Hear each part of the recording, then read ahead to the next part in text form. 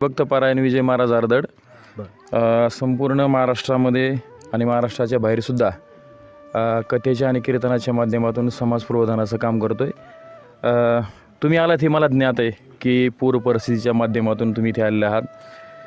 त्याबद्दल कोटी कोटी धन्यवाद तुम्हाला की सरकारपर्यंत हे जे आमचं बोलणं आहे, ही जी काही व्याधी आहे, हा जो काही त्रास आहे तो सरकारपर्यंत जाईल, याच्याबद्दल द्यावे तेवढे धन्यवाद कमी आहेत. सर, सांगायचं असं आहे की 2006मध्ये पहिला टप्पा झाला आमच्या कळण्यामध्ये आणि हा दुसरा टप्पा म्हणजे 2025चा आहे. सांगायचं तात्पर्य एकच आहे, ही पूर परिस्थिती जर एकदा झाली, एकदा पूर येऊन गेल्याच्या नंतर इथला प्रत्येक शेतकरी 90 ते 95% लोकांचे टक्केवारीचे पैसे काढून शेती करणार आहे.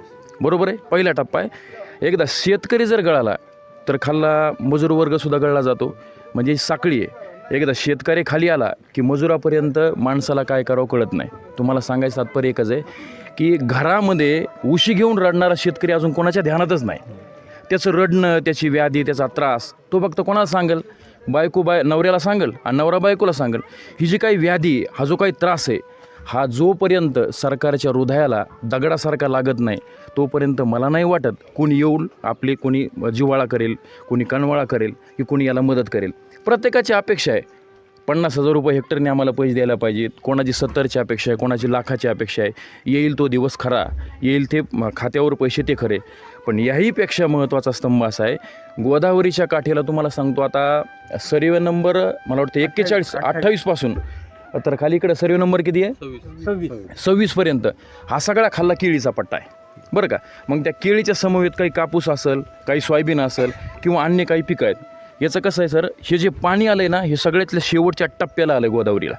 इथून मागं बऱ्याच पूर आले दुसऱ्या राज्यांनी, पण आमच्या ज्या आपल्या महाराष्ट्रामध्ये जो पूर आला गोदावरीला तो शेवटच्या टप्प्यात आला आहे. आता काय सांगावं, तुम्हाला हृदय भरून येत आहे, बरं का. सांगायचं तात्पर्य असं आहे की आत्तापर्यंत प्रत्येक शेतकऱ्यांनी सगळ्यांचे खतं घालून झाले, सगळ्यांनी पैसे खर्चून झाले. कोणी लोकांचे काढले असतील, कोणी लोक उधाऱ्या खत आणले असतील, मजुरांनी कोणाचे पैसे घेतले असतील. हे सगळे कर्जबाजारी झाले आणि प्रत्येक शेतकरी स्वप्न पाहत होता कशाचे, की आता आमच्या केळी उतरायला येतील, घडं उतरायला येतील. कोणी म्हणत होता मला कापूस 10 क्विंटल होईल, कोणी म्हणत होता 25 क्विंटल होईल, कोणी म्हणायचं ऊस मला 50 टनाच होईल. म्हणजे या पैशावरती स्वप्न पाहणारे हे जे शेतकरी वर्ग आहे, इथं कोणी आमच्या व्यापारी वर्ग नाही, सगळे शेतकरी वर्ग. म्हणजे त्यांचा उदरनिर्वाह सगळा शेतीवर होणार आहे आणि सगळे स्वप्न पाहत होते. मला सांगा, वर्षभर जे पिकवलं आहे त्याच्यावर जर निसर्गाने 2 दिवसात जर सगळं बरखास्त करत असेल तर या शेतकऱ्याला वाली कोण आहे?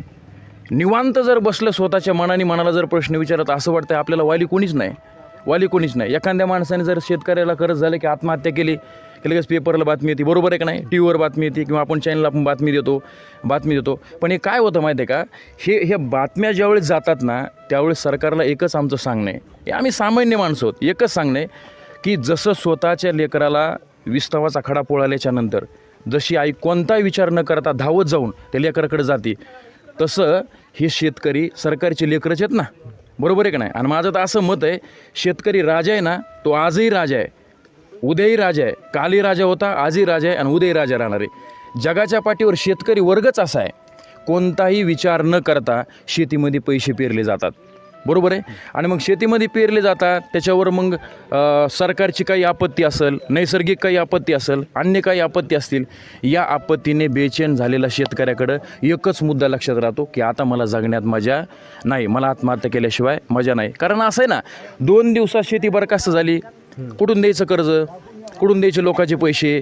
कारण मला सांगा, तुम्ही कोण थांबणार आहे आपल्याला पैशाला? शेती गेल्याच्या नंतर दुकानदार थांबणार आहे का? दवाखाना आपला बंद आहे का? आपला घरचा किराणा बंद आहे का? आपले घरी कपडे आणणं बंद आहे का? आता 15 दिवसावर दिवाळी आली, मग तुम्ही इथल्या माणसावर तुम्ही सहज आपली ज्यावेळी बाईट संपल त्यावेळेस तुम्ही बघा यांच्या चेहऱ्याकडं, एकही तुम्हाला चेहरा प्रसन्न दिसत नाही. याचं कारण काय? प्रत्येकाचे स्वप्न पाण्यात गेलेत. 2 दिवसामध्ये सगळं बरखास्त झालं आहे. आज शेतकरी तुम्हाला सांगतो, यांच्या कापसामध्ये मी गेलो, म्हणजे गेलो म्हणून सांगतो तुम्हाला, यांच्या कापसामध्ये गेलो.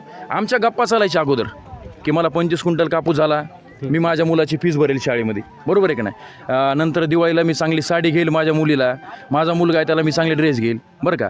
तर आज त्यांच्या मुलीचा फोन आला त्यांना की पप्पा मी तुमच्या घरी येऊ शकत नाही. काय येऊ शकत नाही, नको वा तुमचं पूर परिस्थितीने तुमचं शेत पाण्यात गेलं आहे. कसं वाटत असं नाही बापाला की एक मुलगी फोन करून सांगते की मी येऊ शकत नाही म्हणून. याचं कारण एकच आहे, ज्याची जळती ना त्यालाच कळती, बरोबर आहे का नाही. तसं मानवी जीवनामध्ये आयुष्य जगत असताना ज्यावेळेस नैसर्गिक आपत्तीचा फटका बसला जातो त्यावेळेस तो मनुष्य चिंतातूर होतोय, एकांतामध्ये बसला जातोय. मग त्याला कोण्या पाहुण्याला बोला वाटत नाही, त्याला कोणाकडे जावं वाटत नाही. त्याच्या डोक्यात एकच आहे की मी लोकांचे पैसे कसे देऊ. म्हणून सरकारला एकच विनंती आहे, या शेतकऱ्यांचे, या मजूर वर्गांचे, या सगळ्या लोकांचे दुःख जाणून, त्यांच्या हृदयात शिरून, त्यांच्या हृदयाची जागा घेऊन या शेतकऱ्यांना कमीत कमी त्यांचा खर्च झाला आहे तेवढं तरी त्यांना यावं, म्हणजे कमीत कमी ते पुढचे दिवस आनंदाने जगतील एवढी